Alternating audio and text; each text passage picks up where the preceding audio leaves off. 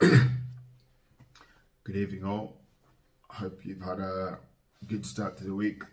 Going to do a quick video about my thoughts of the conferences I attended last week, Wednesday to Friday. But before I start talk about my thoughts of the conferences, there are people I'd like to thank that if it wasn't for them, I wouldn't have been at any of these conferences. So it all started in 2020 when Barbara Bray, MBE, messaged me about the Breaking Barriers Scholarship by McDonald's.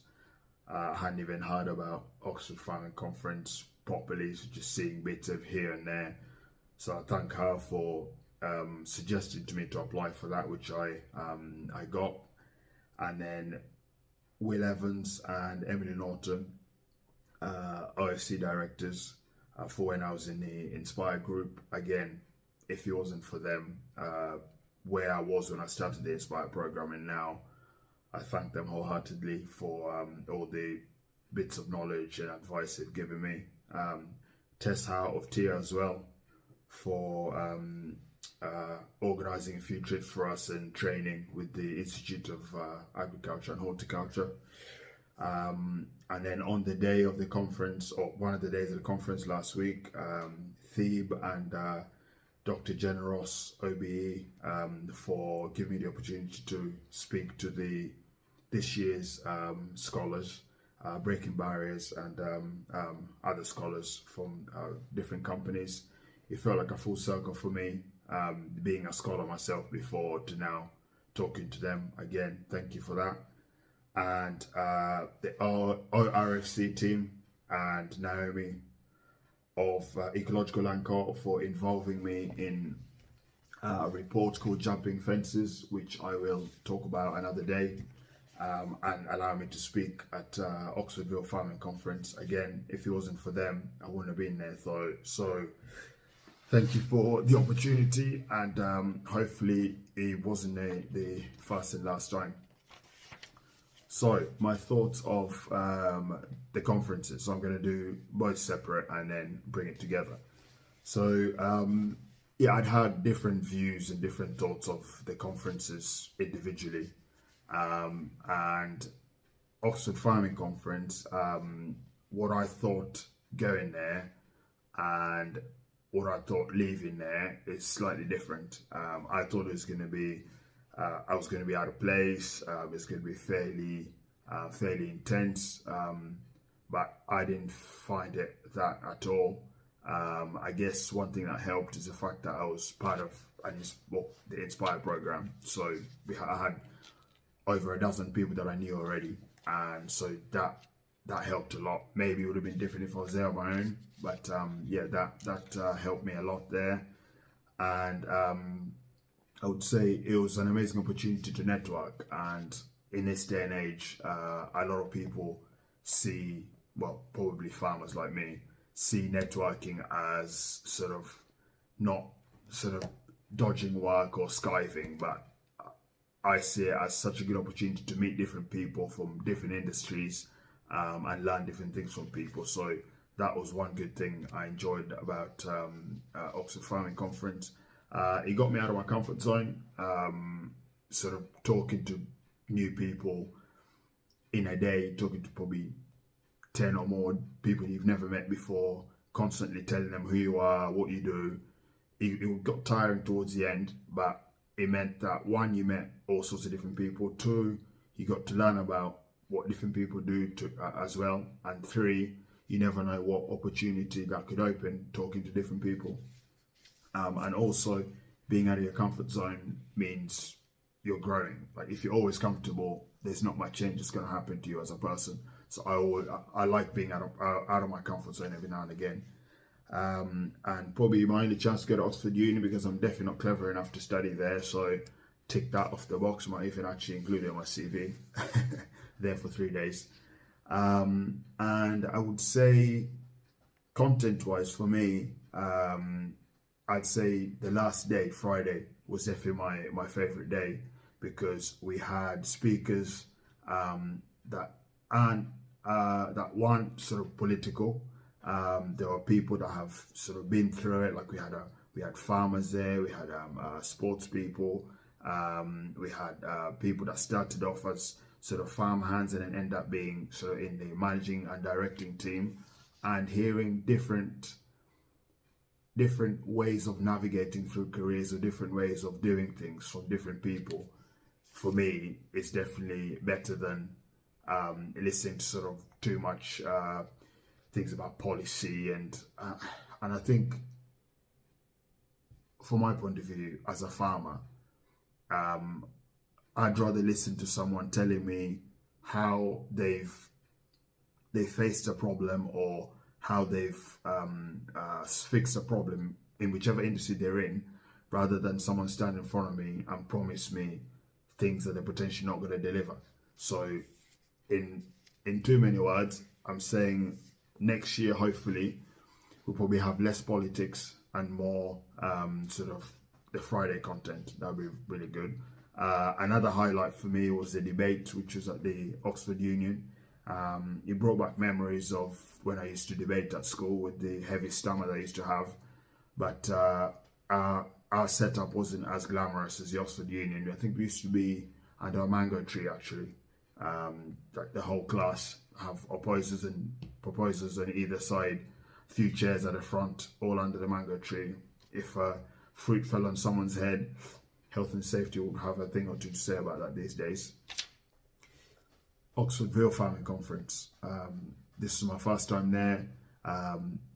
Thanks to the Jumping Fences report that I got involved in, I was invited onto the panel to talk about land, food and racial justice in British farming. Increasing racial diversity for me in British farming is on top of my list. So yeah, it was an honor to be involved with this. And yeah, going from OFC 10 minutes away to RFC, straight away, the main difference I noticed was like the vibes were just different. It was more relaxed. Even though I was going there on my own, I knew I'd been on Zoom with some of the people there, but I'd met one person. Everyone else that was there I was going to meet I'd never met. I felt relaxed. Also, another quite straight thing I noticed is that there was more racial diversity there. There was more black people, there's more Asians, and whether that made me feel more relaxed, I don't know, but it's just what I observed, and I said I'm going to talk about my thoughts on both conferences, and that's one of the things. I also noticed that there was a creche, so I could see parents popping in, dropping their kids off there, going to a talk or a session, and coming back and getting them or checking up on them. And it's quite interesting because I think on the Wednesday evening, we just at a pub with a few of the boys having a few quick beverages, and we were just talking about childcare, people starting families in their mid-30s, etc. And it just came to my mind as I was walking through to the panel I was involved in, is that what if you had a situation of a young couple, you both want to attend a conference, but you've got a young child. If there's a creche there, there's more chance of those people turning up to this conference, knowing that their childcare bit is going to get sorted, as opposed to one of you missing a conference because you don't have childcare or vice versa. So yeah, I thought that was props to RFC for having that on there, and I hope next year OFC are gonna have a creche as well.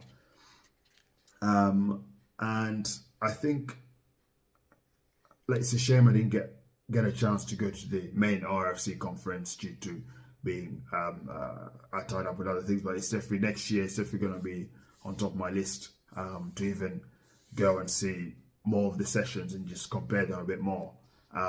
But that brings me to sort of trying to bring the two together.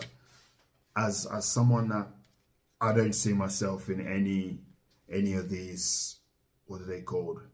These class brackets or class groups that people get put in this country. I've lived here 16 years. I'm just a Kenyan farmer trying to farm and provide food for people and do good. I don't want to be put in a class. So from my point of view, I think both conferences have a place in the farming calendar. If a farmer wants to go to RFC on one day, OFC the next, whatever, you do whatever you want. I don't see why we should be put in boxes like, oh, you've got Doc Martens on, a red jumper and yellow trousers. You go to RFC. You've got Moss Bros suit, or you've got a tweed jacket. You go to OFC. I just think, like, in 2023, in my opinion, that's a load of shit. We just go to whichever one you want, depending on the content that's there. If RFC are talking about racial justice in British farming, I'm going to pop in there. If RFC are talking about something I'm interested in, I'm going to go there as well. Obviously, cost comes into it with cost of living crisis, but aside from that, I think both conferences have a place in the farming calendar. And to quote a friend of mine, Polly, we're in the Inspire group together, she said, as farmers, we need to get out of our silos and engage. And I can't put that any better. Like, it's high time we stop being blinkered and just go out there and learn from different people, learn different ways of doing things, learn how other people do things, learn different cultures. You can't make you a worse person for knowing more than you did yesterday. No chance. So, in my opinion, going forward, definitely both conferences stay. Both conferences stay there in their way, obviously, unless you're getting worse. Obviously, try and improve year on year. But I think having both conferences there, independent of each other, I think that's a good thing. And I'm definitely looking forward to next year's OFC, because the theme is diversity, and honestly, I can't wait. I cannot wait to see the content that's going to be there. I cannot wait to see the reaction of people and whether people buy into it or not. I'm just so excited about that. And then seeing as I've been involved with OFC as a scholar for Breaking Barriers, done it Inspire, the only one that I need to do now to do the treble is the director, so keep your eyes peeled.